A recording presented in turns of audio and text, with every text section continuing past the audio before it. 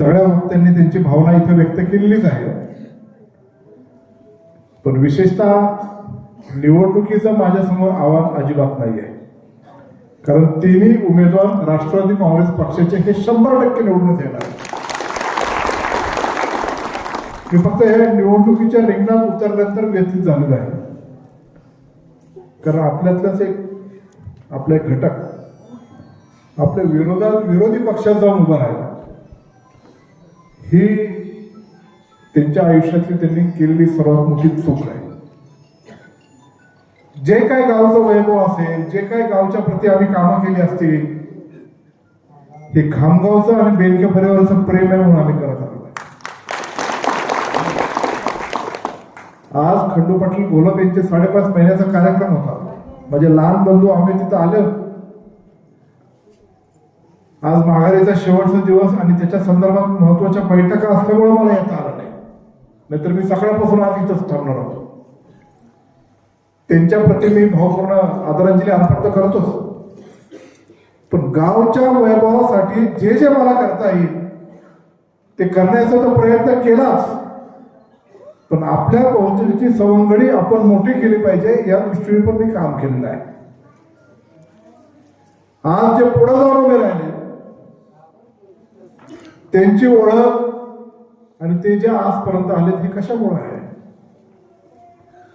गावचा कारभार बघत असताना जी काय ताकद मी प्रत्येक वाडीमध्ये निर्माण करून दिली, प्रत्येक गावठाणामध्ये निर्माण करून दिली, एक एक पाऊल जे वरत चाललं होतं पण सरपंचापर्यंत पोहोचते. कशामुळे पोहोचते? ठीक आहे, तेवढा उंदीचा दिमागाचा असेल, नाही म्हणत नाही मी, पण ज्या पद्धतीने आम्हाला हात देऊन पुढे न्यायचं म्हणून आम्ही काम केलं. आणि आता फक्त मी आमदार नाही म्हणून माझे साथ सोडायचे.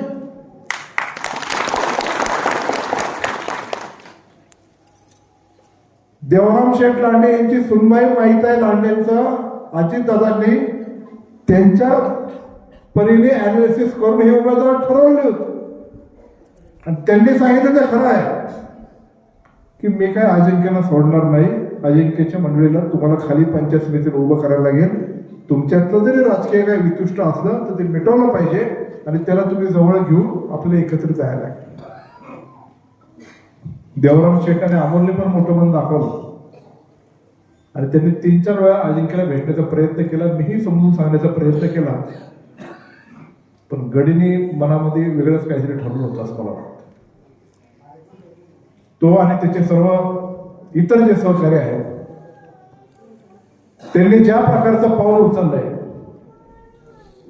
आणि रात्रीच्या अंधारात ते काळे कारनामे केलेले आहेत तिकडं प्रवेश करून हे राष्ट्रवादी काँग्रेस पक्षाला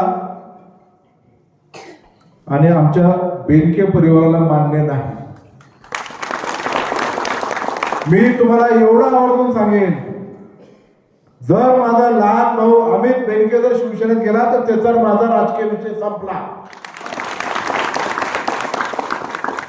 अशा पद्धतीचं पाऊल ज्याने उचललं असेल त्याला कदापिही राष्ट्रवादी काँग्रेस पक्षाने मी वैयक्तिकरित्या मदत सुद्धा करणार नाही.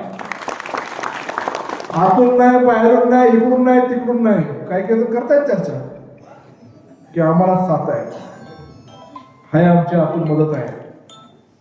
तुम्ही बघा या सगळ्या मंडळींना टप्प्यात कार्यक्रम करायचा म्हणून असे इथपर्यंत पोहोचवले. असली अवलाद आमची नाही. जे करायचं छाती काढून आम्ही पुढे करणार. त्या रात्रीच्या अंधारात तिकडे तिकडे जाऊन करत नाही. आज जे गावात वैभव उभा आहे हे अब्दुल बेनकेमुळे नाही, अजितदादा पवारांमुळे आहे. आणि जो माझा नेता अजितदादा पवार आणि आमच्या पक्षाशी बेईमानीने गद्दारी करेल त्याला मी माफ करणार नाही. म्हणून आपल्याला मला ठाकरवाड्यातल्या सर्व माझ्या ग्रामस्थांनी बांधवांना सांगायचं आहे, जे काही मी केलं बुंडेवाडीसाठी असेल, दोन्ही मागणेवाडीसाठी असेल, शिव्याच्या वाडीसाठी असेल, ते तुमच्या प्रती केले ते अजितदादा पवारांच्या जोरावर केले, मी नाही केलं. पण अजूनही तुम्हाला जी काय मदत करायची असेल त्याच्यासाठी जीवाचं रान करेल आणि दादांच्या ताकदीवर मी प्रयत्न करत राहणार. तुम्ही सर्वांनी आता ह्या गुरुवलयातून बाहेर या आणि आपल्याला विकासाच्या दृष्टिकोनातून पुढे जायचं असेल नीतिमत्तेच्या दृष्टीने Rupees पुढे जायचं असेल 960 तर तुम्हाला हे दोन्ही received on उमेदवार phone घड्याळाच्या pay. चिन्हावर बटन दाबून त्यांना तिथं मतदान हे करावंच लागणार आहे आणि तुम्ही करणार ही मला खात्री आहे. जेव्हा एखादी गोष्ट राजकारणामध्ये यंदाच्या निवडणुकीमध्ये घडली तरी सुद्धा ही व्यासपीठावरची सगळी माझी बांधव मला भेटायला आली. त्याच दिवशी मी आयुष्यामधलं काहीतरी जिंकलो असं मला माझी भावना झाली. तुम्ही ज्या हिमतीने आणि ताकदीने उभे राहिले हे माझ्या दृष्टिकोनातून काही कमी नाही आहे. मला माहित आहे हे खामगाव आमच्या नातेवाईक संबंधाचं गाव आहे. मला माहित आहे हे खामगाव काय वल्लभशेठ बेनके साहेबांवर प्रेम करणारं गाव आहे. मला याची कल्पना आहे की किती स्थित्यंतर झाली, किती वारं आलं, किती वादळ आलं तर खामगावकरांनी आमची कधी साथ सोडली नाही आणि यंदाच्या वेळेस पण सोडणार नाही. 2014ला मी पहिल्यांदा जेव्हा आमदारकीच्या निवडणुकीला उभं राहिलो होतो तेव्हा बेनके साहेबांनी मला सांगितलं होतं उभा राहतोय खरा पण पराभव जरी झाला ना तरी पडलेल्या मतदानाची जी आपले मतदार असतील आणि ते लोकांच्या प्रती तुला ही सेवा करत राहायला लागणार आहे. तुझं काहीतरी चुकतंय म्हणून पुन्हा एकदा उमेदीने आणि ताकदीने पुढे जायचं. 2019ला मी आमदार झालो. मला वाटलं नव्हतं की महाविकास आघाडी शिवसेना राष्ट्रवादी आणि काँग्रेस पक्ष एकत्रित सरकार स्थापन करत कोणालाच वाटलं नव्हतं. बरं मी आमदार झाल्यानंतर सरकार तर आलं पण कोरोना चालू झाला तर 2 वर्ष विकासाचे पैसे देत नव्हते. सगळे पैसे आरोग्याला वळायचे. आपण लेण्यादेण्याला गेलं ना कोविड केअर या पठ्ठ्याने सोबत वडील कोविड केअर सेंटर केलं होतं. जे आदिवासी विभागातले जे लोक आहेत ना ते खाली यायच्या नाही उपचार म्हणून त्यांच्या परिसरात करावं म्हणून आपण तिथे केलं. कोरोना संपला आणि आपली सत्ताच गेली. एकनाथ शिंदे आणि फडणवीस साहेबांचं सरकार स्थापन झालं. 1 वर्ष सत्ता नव्हती, काही कामं होत नव्हती. अजित दादा योगायोगाने सत्तेमध्ये सहभागी झाले. लोकांची भावना पवार साहेबांच्या प्रति होती याची पण मला कल्पना होती. पण आमदार म्हणून कर्तव्याच्या दिशेने अजितदादा ज्याप्रमाणे माझ्या पाठीमागे उभे होते मी अजितदादांची साथ निवडली. निवडणुकीत पराभव झाला तरी चालेल पण लोकांची कामं करायची. तेव्हा केव्हा संपूर्ण तालुक्यामध्ये एवढी कामं झाली, तेव्हा केव्हा एवढ्या मोठ्या प्रमाणामध्ये खामगावमध्ये ते 1.5% कामं झाली का नाही झाली. आणि मग ती झाली असताना ज्या नेत्यांनी आपल्याला ती साथ दिली, ज्या नेत्यांनी आपण मोठं झालो. मी आता निवडणुकीत जिंकलेलं नाहीये, माझा पराभव झाला तर त्या पक्षासाठी, त्या नेत्यासाठी आणि माझ्या तालुक्यातल्या जनतेसाठी हे जे बेनके साहेबांनी मला शब्द दिला होता पहिला सेवा करत राहायची, आयुष्यभर मी तुमची सेवा करत राहणारच आहे.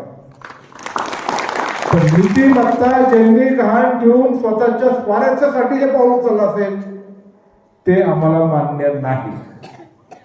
म्हणून तुम्हाला विनंती करायची आहे, निवडणुकीला 8च दिवस राहिलेत. संपूर्ण तालुक्यामध्ये फिरत असताना प्रत्येक गटात मला 1-1 दिवस द्यायला लागणार आहे. परत मला खामगावमध्ये येता येणार नाही. वावड्या भरपूर उठतात, गैरसमज निर्माण करण्याचं काम काही लोक करतात आणि पुन्हा एकदा म्हणतील की अब्दुल बेनकेने असं सांगितलं, हाच आम्हाला मदत. अजिबात नाही. माझी मदत ही फक्त घड्याळाचे उमेदवार आहेत आणि हे 2 जे घड्याळाचे उमेदवार आहेत एक माईताई लांडे आणि अश्विनीताई केदारी यांना तुम्ही भरभरून मतदान करा. मी तुमच्या गावाला काहीही कमी पडून देणार नाही. हा निश्चित प्रकारे खंडू पाटलाच्या 5.5 महिन्याच्या निमित्ताने हा माझं तुमचं वचन आहे, शब्द आहे. अजून बरीच कामं आपल्या गावाच्या प्रती करायची आहेत. गावाला अजून वैभव प्राप्त करून देण्यासाठी अमोल आणि त्यांच्या सर्व सहकार्याचा जो माणूस आहे, आहेत काही 1-2 रस्ते जे इथले महिला मंडळी माझ्याकडे यायचे, सारखे मागायचे. कुठला रस्ता होता? जगताप वस्तीचा.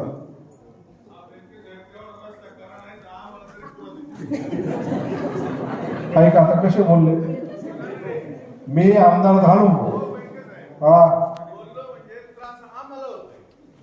अहो तुम्हाला त्रास होतो म्हणून मी 10 पैसे लावून एवढी कामं केली.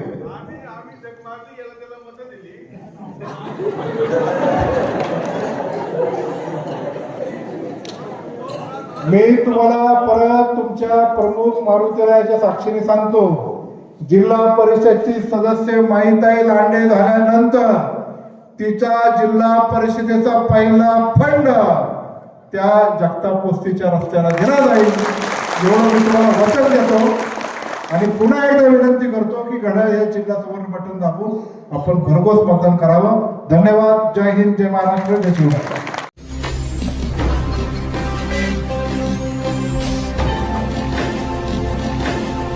ताज्या घडामोडी आणि नवनवीन माहिती मिळवण्यासाठी समाज दर्पण या YouTube चॅनलला सबस्क्राईब करा आणि बेल आयकॉनवर क्लिक करा.